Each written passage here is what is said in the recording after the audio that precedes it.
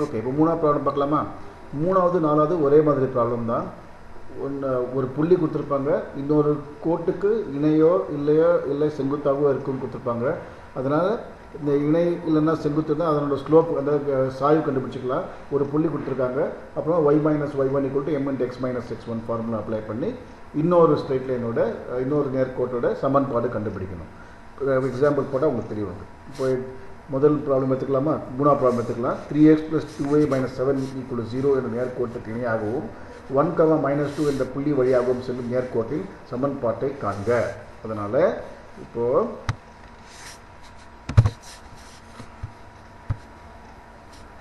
So problem number என்ன? மூணாவது problem இது. ஓகே, 3x + 2y - 7 = 0க்கு இணையாக இருக்குது. ஸோ 3x + 2y - 7 = 0க்கு இணையாக, ஓகே, 1, -2 வழியாக செல்கிறது. 1, -2 வழியாக செல்கிறது. முதல்ல ஸ்லோப் கண்டுபிடிச்சிக்கலாம், அதாவது சாய்வு கண்டுபிடிச்சிக்கலாம். சாய்வு கண்டுபிடிச்சி என்ன சொன்ன உங்களுக்கு தான், எப்போதுமே y = mx + c ஃபார்முலா போட்டுக்கோங்க. So 2y = -3x + 7, y = -3/2x + 7/2. Therefore m = -3/2.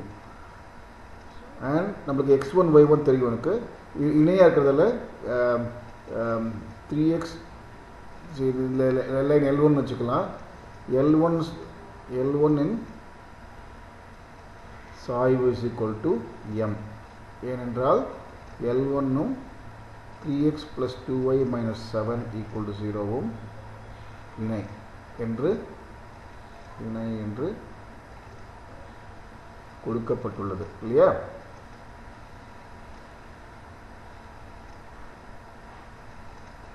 Okay, therefore equation வந்து y minus y1 எவ்வளோ? -2, y1 is -2 is equal to m is -3/2 into x minus x1 is 1. So y minus of -1 y plus 2 is equal to -3 into x minus 1/2. அதனால so 2 into y plus 2 equal to -3 into x minus 1. So 2y plus 4 minus 3 is plus 3x plus 3 is -3 equal to 0. So 3x plus 2y plus 1 equal to 0. 3x plus 2y plus 1 equal to 0. Answer சரியா பார்க்கலாமா? 3x plus 2y plus 1 equal to 0. Correct வந்திருக்கா? 3x plus 2y plus 1 equal to 0. Okay, so இந்த steps என்ன? ஒரு நேர்கோடு கொடுத்துருப்பாங்க, அதுக்கு இணையாகவோ இல்லை செங்குத்தாகவோ இன்னொரு கோடு இருக்குது. அந்த ரெண்டாவது கோட்டில் ஒரு புள்ளியும் கொடுத்துருப்பாங்க.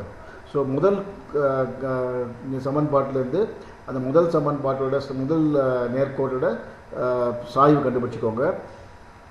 செங்குத்தோ இல்லை இணையோன்னு சொன்னால் அதுக்கு தகுந்தபடி ரெண்டாவது கோட்டோட சாய்வு கண்டுபிடிச்சிக்கோங்க. அப்புறமா அது m தெரியும் உங்களுக்கு. ஸோ x1 y1 கொடுத்துருக்காங்க.